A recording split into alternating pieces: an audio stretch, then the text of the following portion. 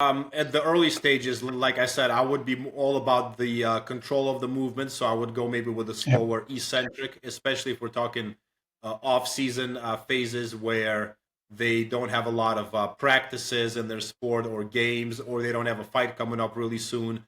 So they can afford a little bit more fatigue from that eccentric phase, maybe even a little bit more soreness, but they can really lock in Yeah. that control. Generally, when it comes to progressive overload, I used to think that it's just all about, okay, if we can add, half a kilo, 1 kilo, 2 kilo, 5 kilos every week, then that's progressive overload. But the way I look at it now is you can also look at the efficiency of movement. How is that movement controlled? So that's not necessarily going to be measurable. It's going to be a little bit more about the coach's eye.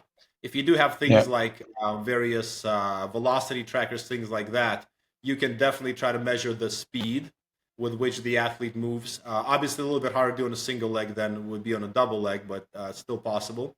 And Yeah. so, as long as the athlete is staying with the same weight but can move that weight faster, can have more control, doesn't have a lot of like wobble or knee collapsing, for example, in a split squat and things like that, then I think we're still definitely doing progressive overload before we go to more sets, more reps, more weight.